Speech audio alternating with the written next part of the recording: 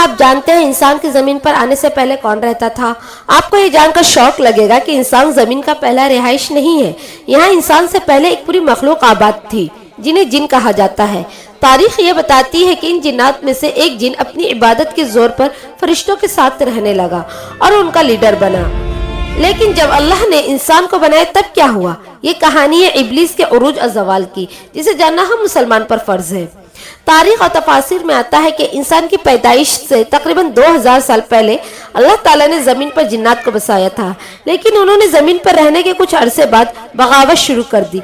उन्होंने इस कदर खून रेजी और फसाद मचाया कि अल्लाह का गज़ब नाजिल हुआ। अल्लाह ने आसमान से फरिश्तों को भेजा। उन फरिश्तों ने बागी जिन्नात को मार भगाया और उन्हें जंजीरों और समंदरों की तरफ ढकेल दिया और कुछ को कैद कर लिया। लेकिन इन जिन्नात में से एक बच्चा था। ये कुछ रिवायत के मुताबिक आबिद जिन था, जिसका नाम था अज़ाज़िल। अज़ाज़िल कोई आम जिन नहीं था। इसके अंदर अल्लाह की इबादत और अल्लाह की कुर्बत का इतना जुनून था कि कहते हैं कि इसने ज़मीन का ऐसा कोई कोना नहीं छोड़ा जहां इसने सजदा ना किया। वो अपनी काबिलियत की वजह से फरिश्तों का उस्ताद बन गया।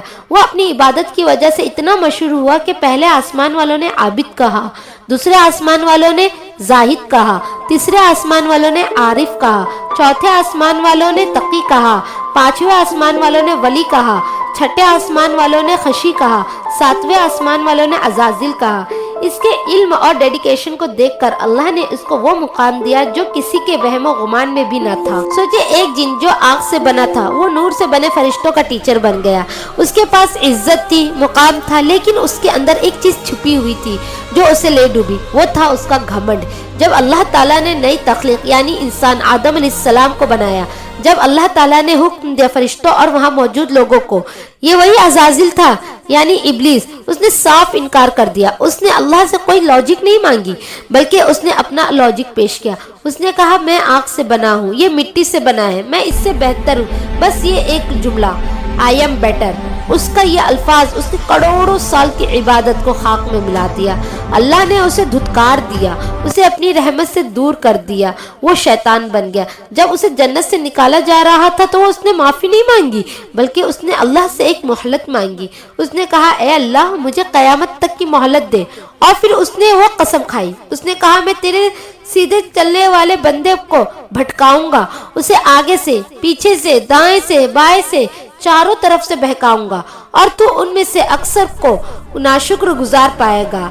ये उसने अल्लाह से ओपन चैलेंज किया था, जो उस दिन से आज तक वो निभा रहा है। आज जब हम कोई गुनाह करते हैं, नमाज छोड़ते हैं या तकब्बुर करते हैं, तो याद रखना हम उसी शैतान का वादा निभा रहे होते हैं। फैसला हमें करना है कि हमें अज़ाज़िल की तरह बनना है, घमंड करना है, या हज़रत आदम अलैहिस्सलाम की तरह अपनी गलती पर तौबा करना है।